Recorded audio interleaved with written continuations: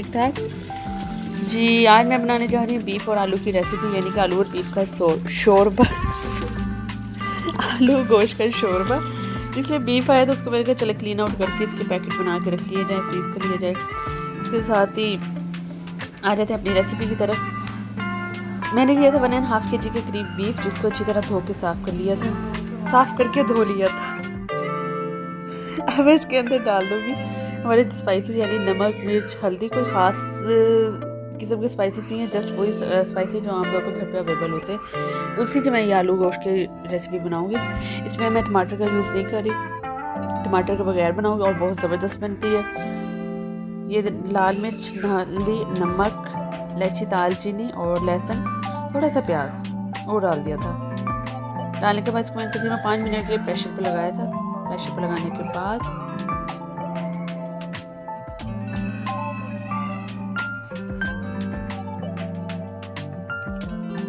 एक दफ़ा फिर रिपीट कर दी। तो मैंने सिर्फ नमक, हल्दी, लाल मिर्च ऐड की है, इलायची और दालचीनी, लहसुन और थोड़ा सा प्याज का ज़्यादा यूज़ ना किया करें। तो बस इसके बाद मैं गई थी बच्चों के स्कूल। बच्चों ने जिद की थी कि मामा आपने स्कूल से पिक करना है। बस बच्चों को स्कूल से पिक किया। पिक करने के बाद इनको ब्रेकफास्ट करना था, तो वहीं से भी इनको ब्रेकफास्ट करवाने ले गई। फिर हम लोग ब्रेकफास्ट करके घर आ गए।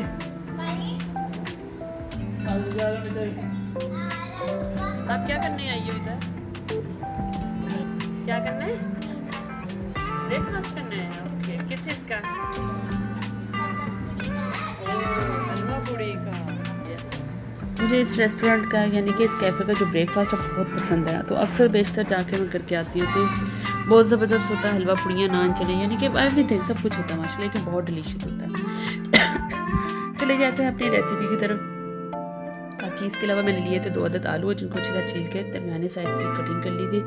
अदरक का पेस्ट है, लहसुन का यूज़ नहीं किया, लहसुन मैंने पहले ऐड कर दिया था। सब्ज़ मिर्चें लिए, धनिया पाउडर है, काली मिर्च और है ज़ीरा। ये देखें गोश्त मेरा डन हो चुका है, ऑलमोस्ट गल गया है। मैं इसकी भुनाई करूँगी।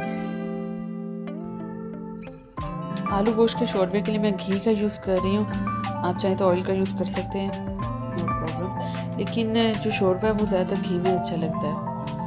ये मैंने घी में डाल दिया अदरक का पेस्ट, साथ सब्ज़ मिर्च। अब इनको थोड़ा सा फ्राई करूँगी। थोड़ा सा फ्राई करने के बाद मैं इसको अब मैं डाल दूँगी इसके अंदर बीफ को स्ट्रेन करके डालूँगी। जो उसका यखनी है उसका मैं इस्तेमाल बाद में करूँगी। मैं गोश्त डाल दूँगी। डालने के बाद तकरीबन 5 से 10 मिनट तक मैं इसकी भुनाई करूँगी। फिर मैं डाल दूँगी इसके अंदर पानी शोरबे के लिए। गोश्त डाल दिया। डालने के बाद इसे थोड़ा सा भूनूंगी। भूनने के बाद मैं इसमें डाल दूँगी आलू। ये रेसिपी ही टमाटर के बगैर है, तो आप इसमें टमाटर का यूज़ मत कीजिएगा। टमाटर के बगैर इस रेसिपी को ट्राई कीजिएगा, बताइएगा कमेंट करके कैसे बनी। आलू डाल के तकरीबन 5 मिनट तक मैं इसको मज़ीद पकाऊंगी। मैं इसके अंदर डाल दूँगी धनिया पाउडर, ज़ीरा और काली मिर्च।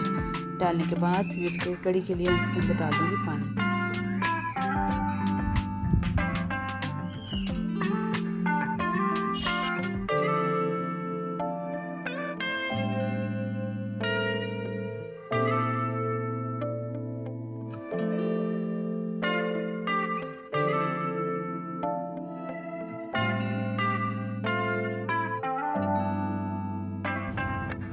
इसमें मैंने डाला है काली मिर्च, धनिया पाउडर और ज़ीरा।